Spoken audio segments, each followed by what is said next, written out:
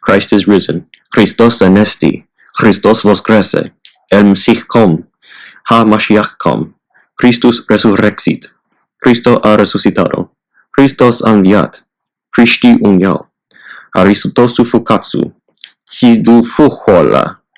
Christo buahashane. 2 Kings, 2 Samuel in Hebrew, chapters 3 and 4. And there was war for a long time between the house of Saul and the house of David, and the house of David grew continually stronger, but the house of Saul grew continually weaker. And sons were born to David in Hebron, and his firstborn was Amnon, the son of Ahinoam the Jezreelitess. And the second son was Deluiah, the son of Abigail the Carmelitess. The third, Absalom, the son of Maacah, the daughter of Tholmi, king of Gesur. And the fourth was Orniah, the son of Agith. And the fifth was Sapphasha, the son of Abital. And the sixth was Jetheraim, the son of Egal, the wife of David. These were born to David in Hebron. And it came to pass, while there was war between the house of Saul and the house of David, that Abner was governing the house of Saul. And Saul had a concubine, Resphah, the daughter of Joel. And Jebosti, the son of Saul, said to Abner, Why hast thou gone into my father's concubine? And Abner was very angry with Jebosti for this saying. And Abner said to him, Am I a dog's head? I have this day wrought kindness with the house of Saul thy father, and with his brethren and friends, and am not gone over to the house of David. And dost thou this day seek a charge against me concerning injury to a woman? God do thus and more also to Abner, if, as the Lord swore to David, so do I not to him this day, to take away the kingdom from the house of Saul, and to raise up the throne of David over Israel and over Judah, from Dan to Beersabai. And Jebosti could not any longer answer Abner a word, because he feared him. And Abner sent messengers to David to Thelam, where he was, immediately, saying, Make thy covenant with me, and behold, my hand is with thee, to bring back to thee all the house of Israel. And David said, With a good will I will make with thee a covenant, only I demand one condition of thee, saying, Thou shalt not see my face, unless thou bring Melchol, the daughter of Saul, when thou comest to see my face. And David sent messengers to Jebosti, the son of Saul, saying, Restore me my wife Melchol, whom I took for 100 foreskins of the Philistines. And Jebosti sent, and took her from her husband, even from Phaltiel, the son of Seli. And her husband went with her, weeping behind her, as far as Barakim. And Abner said to him, Go, return. And he returned. And Abner spoke to the elders of Israel, saying, In former days ye sought David to reign over you, and now perform it. For the Lord has spoken concerning David, saying, By the hand of my servant David I will save Israel out of the hand of their enemies. And Abner spoke in the ears of Benjamin. And Abner went to speak in the ears of David at Hebron, all that seemed good in the eyes of Israel, and in the eyes of the house of Benjamin. And Abner came to David to Hebron, and with him 20 men. And David made for Abner and his men with him a banquet of wine. And Abner said to David, I will arise now, and go, and gather to my lord, the king of all Israel. And I will make with him a covenant, and thou shalt reign over all whom thy soul desires. And David sent away Abner, and he departed in peace. And behold, the servants of David and Joab arrived from their expedition, and they brought much spoil with them. And Abner was not with David in Hebron, because he had sent him away, and he had departed in peace. And Joab and all his army came, and it was reported to Joab, saying, Abner the son of Ner is come to David, and David has let him go, and he has departed in peace. And Joab went in to the king, and said, What is this that thou hast done? Behold, Abner came to thee, and why hast thou let him go, and he has departed in peace? Knowest thou not the mischief of Abner the son of Ner, that he came to deceive thee, and to know thy going out and thy coming in, and to know all things that thou doest?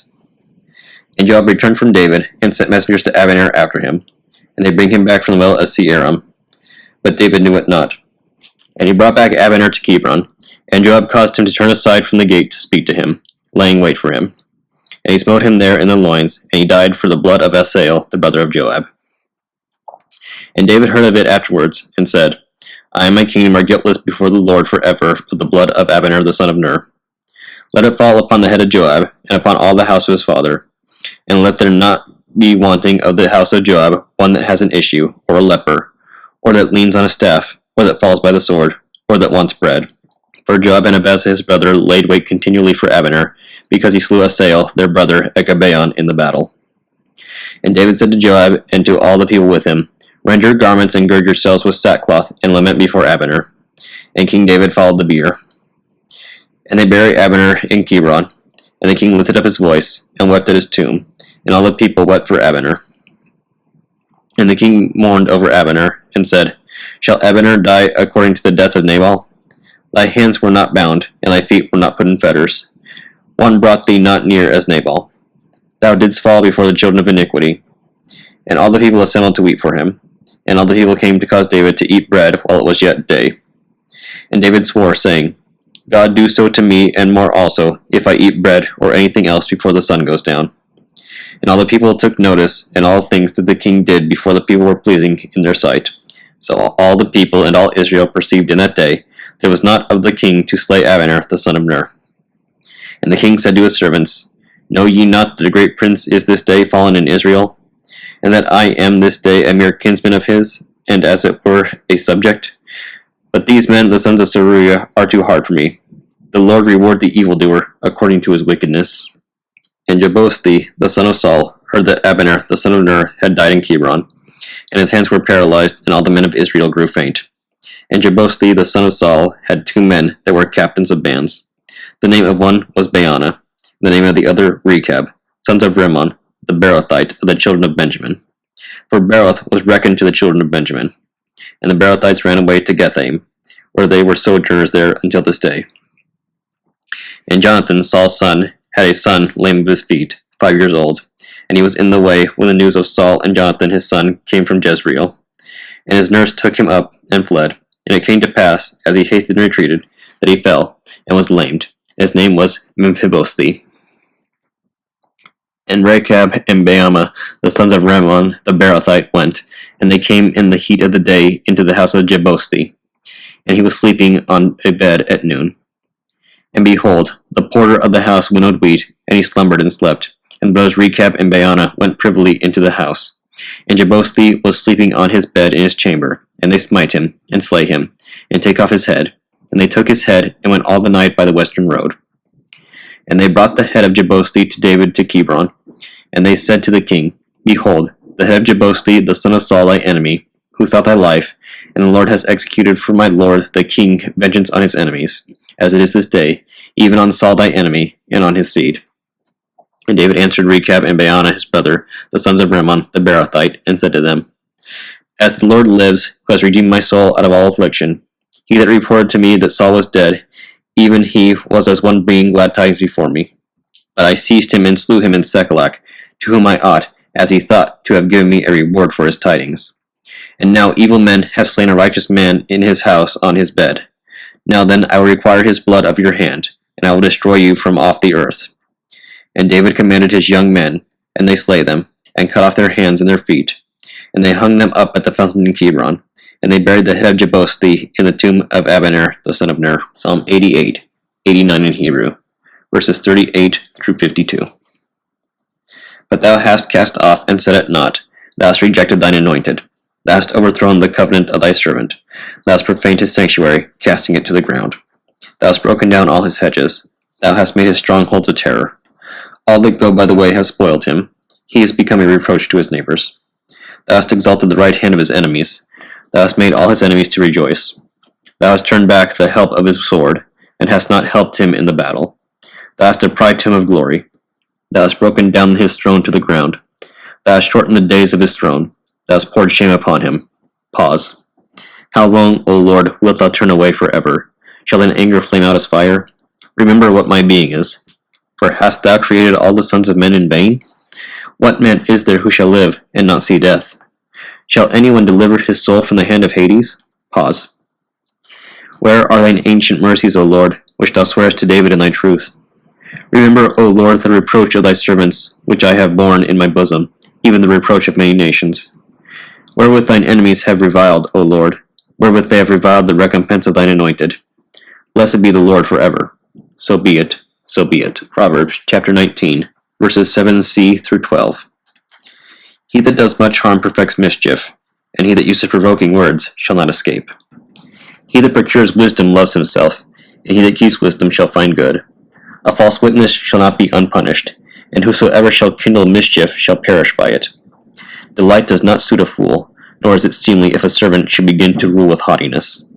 A merciful man is long-suffering, and his triumph overtakes transgressors. The threatening of a king is like the roaring of a lion, but as dew on the grass, so is his favor. The Holy Gospel according to St. Luke, chapter 13, verses 22 through 35. And he went through the cities and villages, teaching, and journeying toward Jerusalem. Then said one unto him, Lord, are there few that be saved? And he said unto them, Strive to enter in at the strait gate. For many, I say unto you, will seek to enter in, and shall not be able. When once the master of the house is risen up, and hath shut the door, and you begin to stand without, and to knock at the door, saying, Lord, Lord, open unto us. And he shall answer and say unto you, I know you not whence ye are. Then shall ye begin to say, We have eaten and drunk in thy presence, and thou hast taught in our streets. But he shall say, I tell you, I know you not whence ye are. Depart from me, all ye workers of iniquity. And there shall be weeping and gnashing of teeth. And when ye shall see Abraham and Isaac and Jacob and all the prophets in the kingdom of God, and you yourselves thrust out, and they shall come from the east and from the west and from the north and from the south, and shall sit down in the kingdom of God. And behold, there are last which shall be first, and there are first which shall be last. The same day there came certain of the Pharisees, saying unto him, Get thee out, and depart hence, for Herod will kill thee. And he said unto them, Go ye, and tell that fox, Behold, I cast out devils, and I do cures today and tomorrow, and the third day I shall be perfected.